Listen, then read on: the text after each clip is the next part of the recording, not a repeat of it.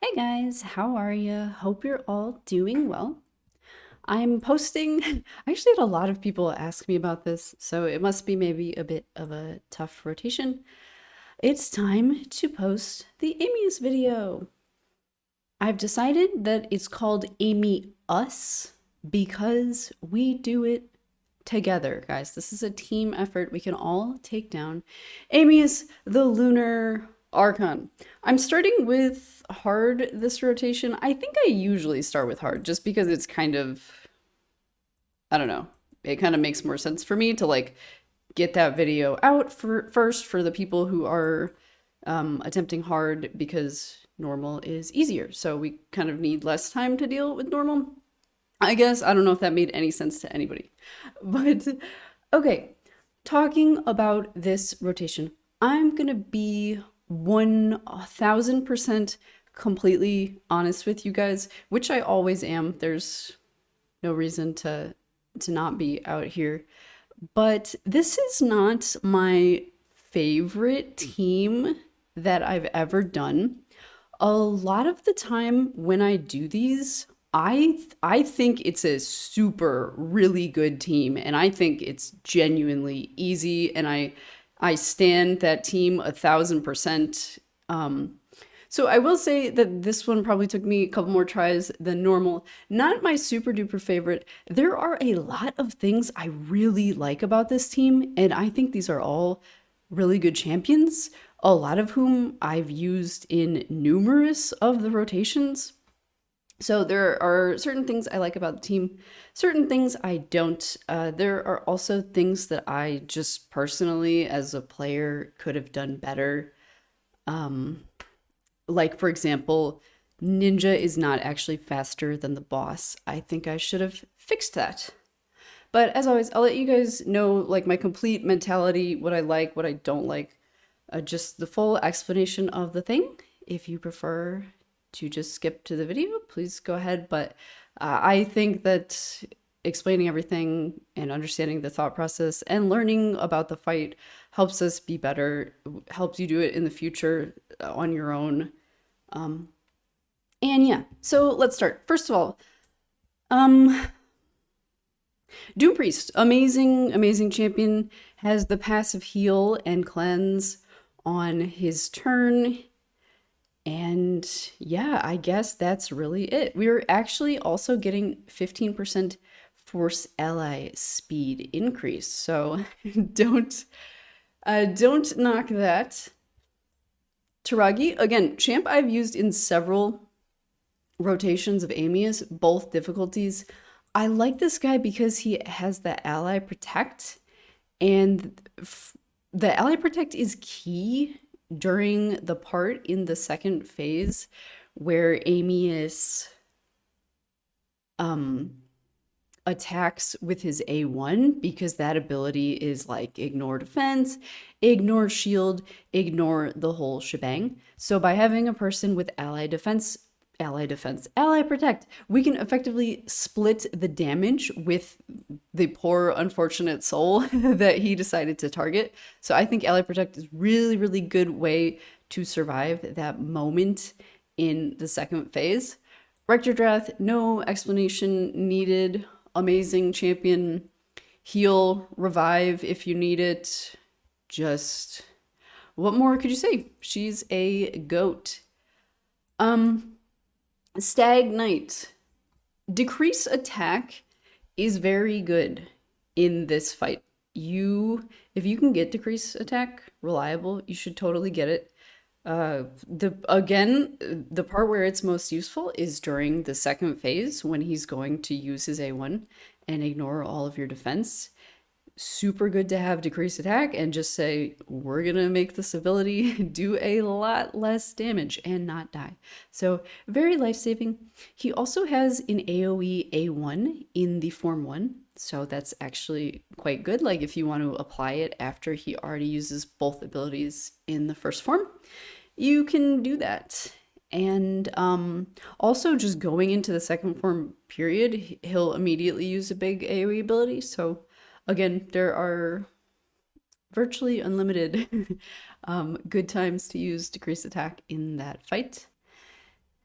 And then finally, the theme of most of my teams, if you've watched enough of these videos by now, I usually do like to have one legendary champion. I always use inaccessible legendary champion. Like, I'm never gonna bust out some crazy stuff here. Don't worry about it. So I have chosen Ninja for this. And so again, I don't, this is not necessary. Like, basically, when you're thinking about your maybe one legendary champion that you're going to use, and the only reason I even suggest having one at all is so you can get Brimstone in the team, because Brimstone is millions of damage. So if you can, please, like, I don't care if it's this, I don't care if it's this, I don't care if it's this, you know, like, I see a ton of viable. Oh, this is good, actually. I see a lot of really kind of viable Legos for this. And then when you're thinking about your own team, like, think about the principles of the fight. So we've got things like cleansing, healing, reviving, ally protect, decrease attack, brimstone. Just think about somebody who's going to bring these things. And then also, when we're talking about replacements, I want somebody who's not going to die. So, like, this is not good. This is not good. You know, I want this, you know, defense nuker. This guy, he has decreased attack. Like, there's actually a ton of champions here that I've used on various rotations. Scylla the Drakes, that's great. Honestly, I didn't even really see that there. That's fantastic. Ugo, I've used Ugo before, hard and normal. If you have Eltran Blademaster, this is such a free win because his buffs can't be removed. So that's the GOAT. Obviously, I would never show you guys a video with this because it's a ridiculously inaccessible, limited time champion to own. So don't worry, he's not involved. I've used Sepulture in multiple rotations, or I'm sorry, it might have just been multiple difficulties recently, but I think this champion's very good. Black debuffs, increased defense. I've used Ursula the Mourner, really good champ. Revive, strengthen, stuff like that. I've used this. I've used this. I think this is good, actually. The Ally Protect, I think that's good. I've used this on a hard rotation before. I think she's good. She's a absolutely massive heal. Good. I feel like people have kind of just soloed it with this, like, kind of similar to Sand Devil. A lot of the Sand Devil strategies work here. I think this is good. That's probably fairly decent. So I think there's no shortage of really, really strong champions for this fight. So I think if you have a big roster, you should be really good here. Like, a lot of strong epics that I've used and considered to be very good in the fight are pictured. And then, yeah, like I said, for your replacements, tanky champs who bring something to the table as far as support, debuffs that are good in the fight, all of that. But okay, so, and then I guess let's talk about the things that I wasn't wild about on my team. So the first kind of thing I did is, and again, this is really more my fault as opposed to the roster. Number one is my ninja really wasn't tanky enough. I just kind of pushed through. Number two, also related to the ninja build, is that he was not faster than Amius. This isn't a huge deal breaker because obviously I did win, so it worked. But yeah, I would ideally, you want everybody to be faster than the boss, particularly because he's the brimstone carrier. Because I always say, if you don't apply brimstone on like that first hit, just restart it. Just get the brimstone on, make it proc on both of his first two abilities, and do huge damage to him. I always say that. So I literally didn't take my own advice. Ninja's a little bit slower than the boss, so brimstone procking is like kind of off the mark, I guess.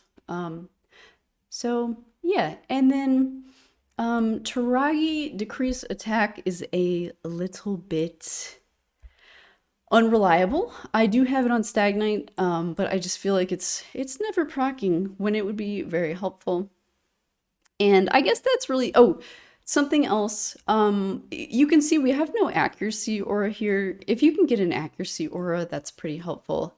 And I also, a speed aura for everybody would be nice. So not super wild about the auras. Probably most of the time when I do these, I have an accuracy aura that just sort of makes it a little bit easier for everybody. I actually do have the Stag Knight passive in places increase accuracy if you get resisted.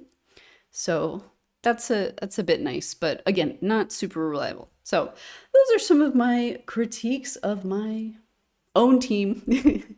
So let's take a look at the video. We'll do a full walkthrough of the run itself. It looks like it took me about 450 here, maybe give or take.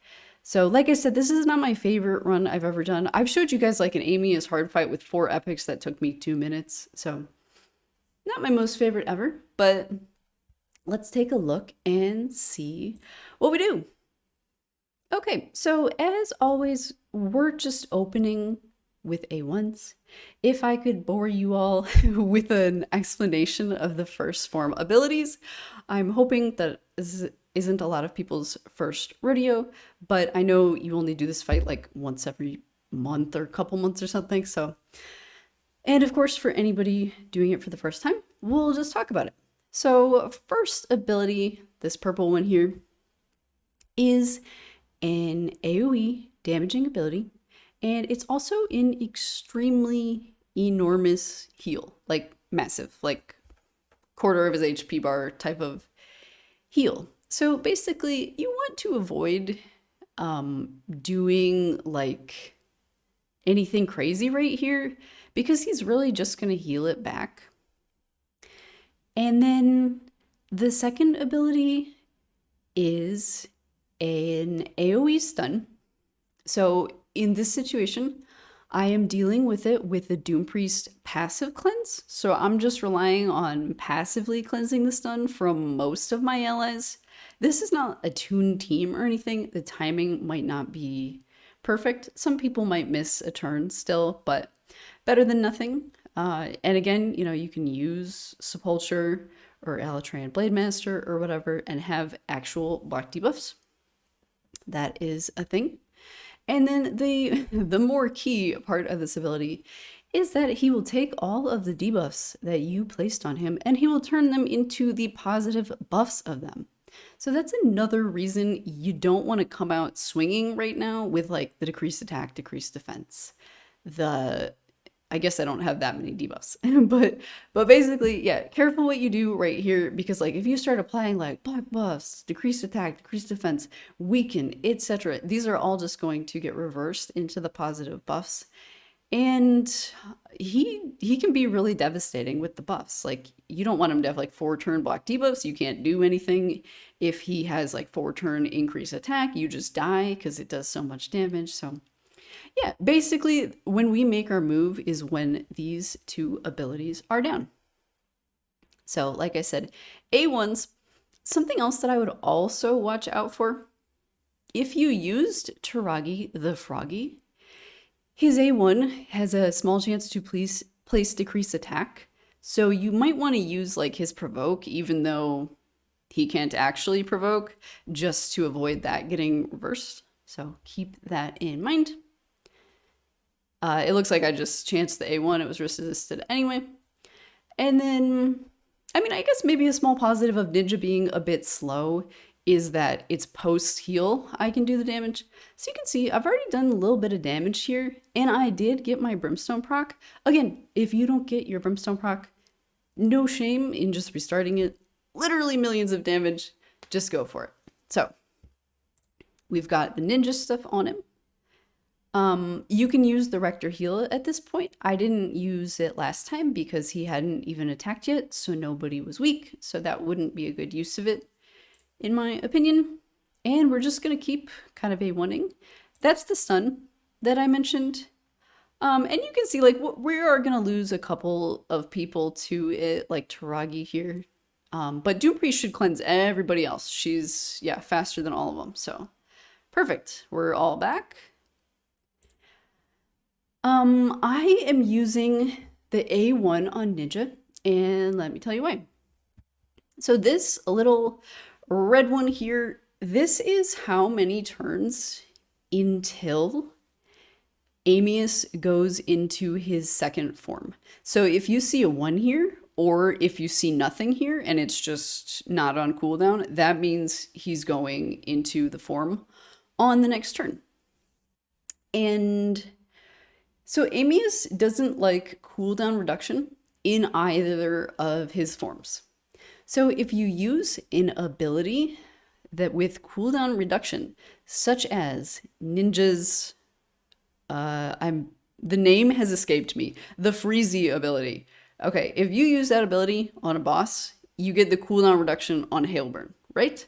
So if I were to use that ability right now, I would actually put him into a position where he's going into his second form next turn, because this would get reduced to 1. So basically, just wait until this says 1 and then use that ability, which again, the name, it has completely escaped me.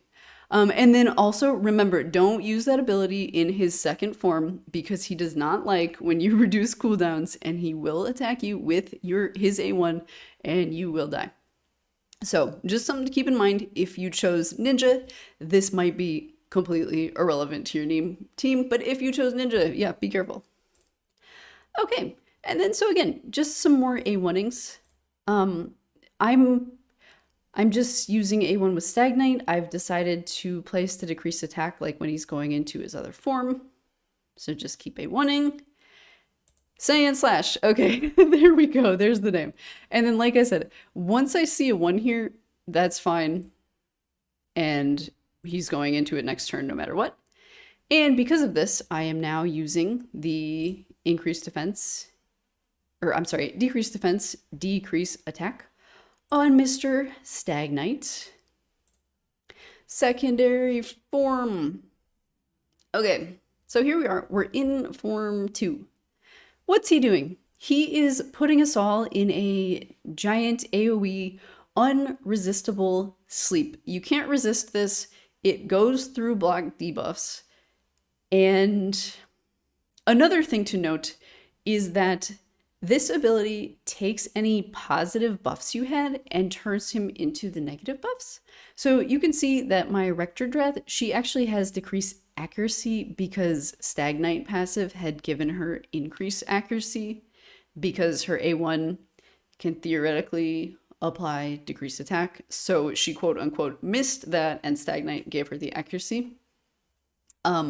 So just be careful if you're using a team with positive buffs, because if you had increased defense and strengthen and block debuffs and he reverses them, those get turned into like decreased defense, weaken. And then if you have decreased defense and weaken on, and he uses an enormous AoE ability on you, the follow-up ability, like your whole team is just gonna get smacked. So it's great to have a lot of buffs. Just be careful with the timing. Make sure they're not lingering into this second phase.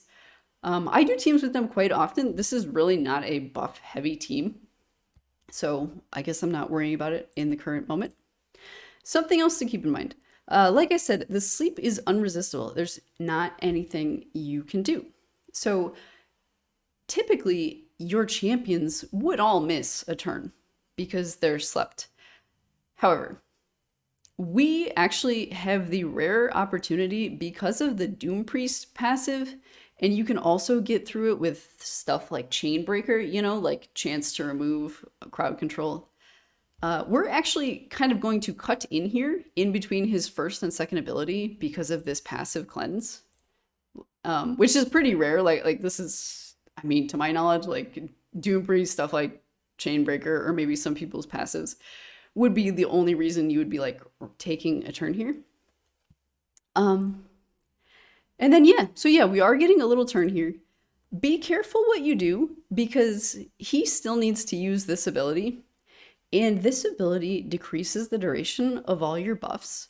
So I want to use the Toragi Ally Protect versus his A1, but I don't want to use it right now because this ability will make it expire because he'll reduce the duration of it. So if you're wondering like why this is sort of how I'm proceeding. And then of course with Ninja, Hailburn, completely fine to use that. Anytime it's up, go ahead. So that's the ability I'm referring to. You can see how it did decrease the buff duration here. And that's also ignore shield, ignore block damage, ignore unkillable. Big fun. But since we had decreased attack, it's doing quite a bit less damage. Get some more passive heals out. And so A1's on several people. But this is the time. I want to use the Toragi Ally Protect on my friends here. And I want to split the damage with whoever he chooses to target with his A1. And then, yeah, you can get the Rector heals coming out again. You know, we've got like some perfect veil on people because they were full healed, stuff like that. So that's good. He actually targeted the squishiest person in the entire shebang. He targeted Ninja, and you can see we've got decreased attack, so we reduced the damage. We are splitting the damage via Ally Protect. So you can see, like, both people are still quite healthy. So that went really well. Something else that you could also do, like, if you have another decrease attack champion, it might be kind of expiring at this point, depending on who you're using, depending if you got like a, what is it? Is it Sniper or Master Hexer, the one that makes your debuffs last for an additional turn, potentially? So yeah, if like you guys all woke up in the middle of that the sleep because you had Doompriest, you could maybe reapply decreased attack there. Something to think about. But yeah, splitting the damage with Ally Protect is really strong strategy. And then we're just gonna keep doing what we're doing, mostly A1s. Something to keep in mind right here is this form is so, I was gonna say chill, but it's just predictable more than anything. He uses the two abilities, he A1s once, and if you survive, you're done. He's going back to Form 1. So basically, when you're playing, every time you play the fight, you have to think about it as a whole.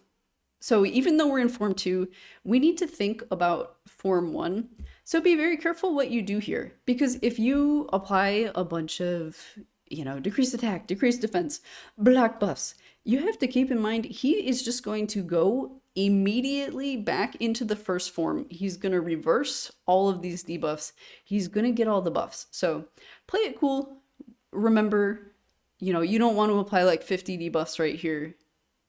And we're just going to restart. We're just, you know, it's just a cycle. It's just a pattern until we can kill him. We just keep doing the same thing. So like I said, I'm a little bit wary of placing the Toragi decrease attack right now. So I did just go with the provoke, even though obviously you can't provoke him. And also, if you did choose a team with 50 buffs, that's fine. It's totally fine to use buffs right now. Like that wouldn't negatively impact you. Going from Form 2 to Form 1, it's the 1 to 2 that is scary with the buffs. So yeah, like I said, the Stag Knight decrease defense, decrease attack, it's back up, but I do not want this. So he opened with the heal like we wanted. Ninja died. That's not super ideal, but like I said, he probably should have been a little squishier, but I don't super duper care because I know I have Rector. I know the damage has already happened, so it's very safe to revive him.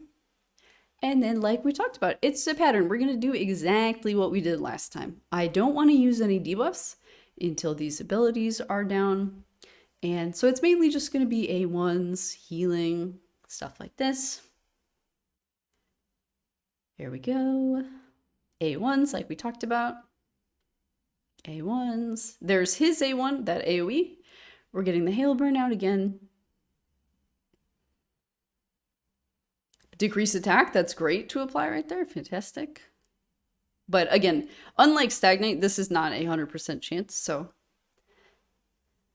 Okay. And then it looks like I'm just going to preserve Stag Knights because I know I applied it with Toragi. And then it's a pattern, right? We're coming back around into the form 2. We didn't want to have any buffs like the Rector heal. Unresistible sleep. Some of us are going to wake up because the Doompriest passive, so we'll get some A1s in. Remember, avoid the Science Slash. I'm honestly not 100% sure how to say that word. And yeah. I know it's like a color, but that's not really something you say aloud that often in the English language. And then, like I said, I did the advice I gave you earlier. Because we're cutting in here, I reapplied the decrease attack just to make sure it's up when he's using his A1. And yeah, it didn't do terrible lot of damage because of the decreased attack. I'm reapplying the ally. Whoa, this is an interesting pause screen. You can actually see the hands protecting. Like I said, so right before he uses the A1, we're going to put the Toragi ally protect back on the gang. Let's see who he tries to murder this time. Try to save them.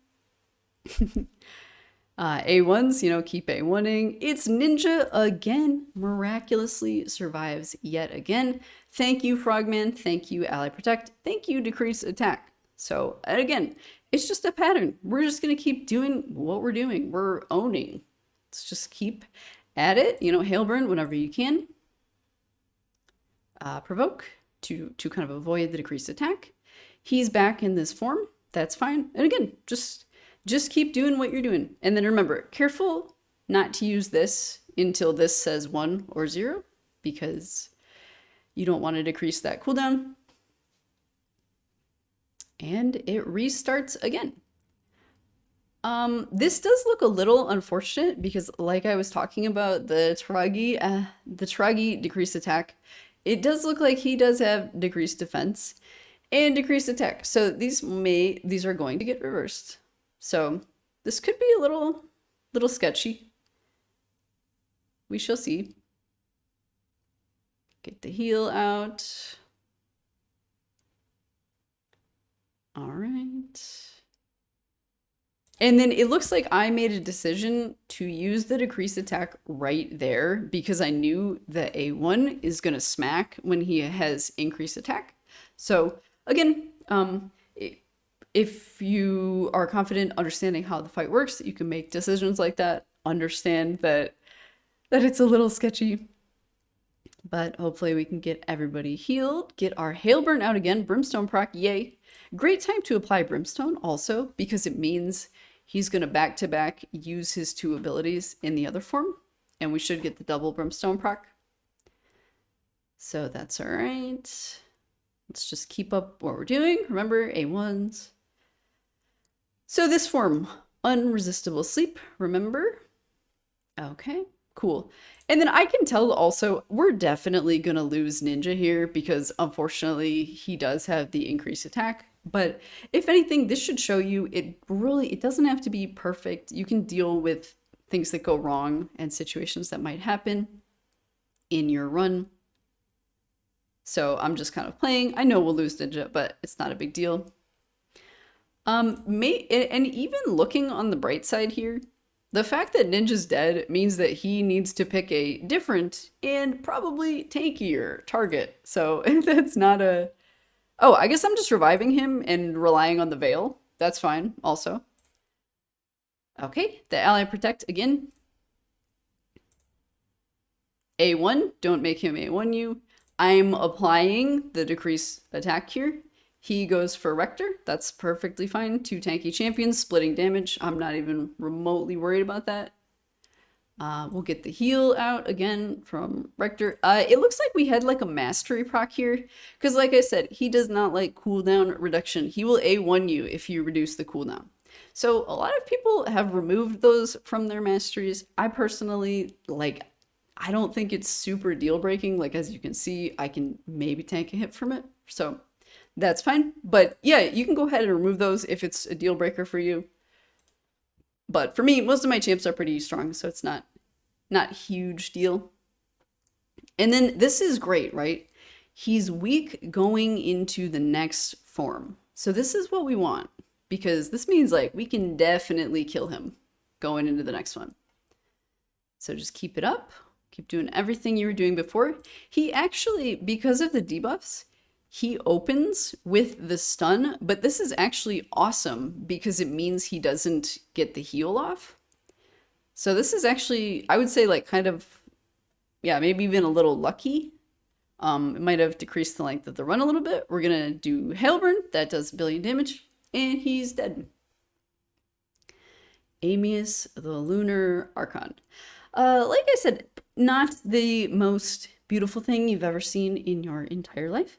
At least I hope not. But 438, it could be worse. I'm sure I've had runs that are worse. And then as you can see from watching it, it's not like, you know, like it was pretty chill. It wasn't like all going to heck in a handbasket. You know, it was fine. So, like we talked about, that team was completely, that was 4 supports and Ninja. That was empowering him to be the damage dealer with Brimstone and Hailburn. He has like almost 5 million damage here, which is probably like Amius's entire HP bar. You can get a bunch of this gear that you will just sell because it will have bad rolls. So congratulations on that. I've already sold all of mine. Just kidding. I'm sure there were a few usable ones in there. And then, yeah, some nice healing stats, almost 700,000 here, 350,000 on Toragi. It's a self-heal, of course. And then Doompriest, 466,000, just passive healing. Alrighty, as always, that was the amazingly beautiful world record run. And I'll show you guys the builds, just so we can see where we're at on everything. Let's start with the man of the 4 minutes and 50 seconds or whatever it was, which is, okay, I can do this. Ninja, there he is. All right. So I always tell people, I think the importance of high level awakenings is kind of overrated. If you have it like a 1-star Brimstone, that's completely fine. Don't even worry about it. I have 2. Nothing amazing. So those are the stats. Like I said, probably should have been faster than the boss. Probably should have been a bit more survivable. Like I should have had, I don't know. I guess we have quite a few HP things here. So yeah, maybe this shouldn't have been this. Maybe, yeah, maybe we should have tanked up a bit more. But I think it went fine. It went fine. And there you go. Most important things, you need the accuracy. I think it's 475 on Hard Amius. So land the Hailburn, land the Brimstone, and try to stay alive. Next up, there's Toragi.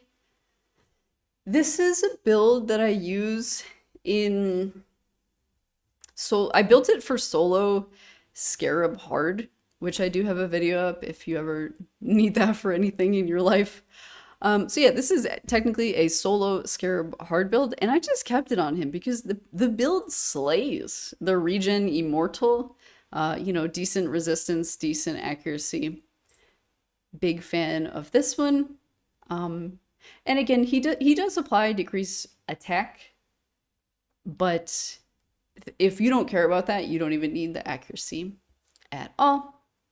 So very, very useful champion. Definitely one of my fave epics. Oh boy. Doompriest. Really, really liking him in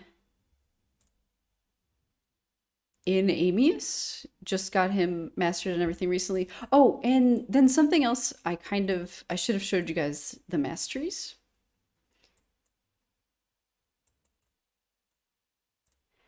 Masteries on Ninja. Again, maybe not ideal for an Amius fight, Helm Smasher, but fairly standard. And I always say, like, I'm a simple player. Like, I am not in here switching builds and masteries and, you know, just for like a stupid Amius fight. Like the stuff I'm showing you is like the build that champion has been in for like 2 years probably. So yeah, if you have to change your builds, like there's absolutely nothing wrong with that. I'm just saying, for me personally, like I'm not really doing that on my account. There's the Doompriest, Masteries. Something I say all the time as well. I think War Master is super, super good in this fight. I think having the champs that you use in Amius mastered is a big deal. Because this is percentage-based damage, right? This is just a 10%, sorry, 4% on bosses max HP hit, which is like hundreds of thousands of damage when you're fighting something like Amius. So I actually think that's a really good way to just sort of get some damage out of people who really aren't damage dealers. And then Stag Knight, again, I find the Awakening like vastly overrated. You don't have to have a 6-star Awakened. Not a big deal. Just be tanky enough to survive, have enough accuracy to land your debuffs. And again, I fight for War Master in this fight. There's the Rector Drath build. I have her in Relentless and maybe like some mixed zone skin, but again, there's nothing to it. You don't have to copy that exactly. There are a ton of really good support builds. And then yes, even she has War Master. It might not be the most ideal thing, like maybe Res or something would be better for my account overall, but I don't know. I built her years ago when it's just like easy War Master on everybody. Is that everybody? Doompriest, Toragi, Rector Drath, Ninja, and Stag Knight. It is. So, okay, you guys, as always, thank you so much for taking the time to watch the video and support the channel. It really means a lot to me. You guys always have said such kind things about these Amius videos. I will continue to put them out for both difficulties each rotation. And as always, again, thank you so much and take care of yourselves. Goodbye.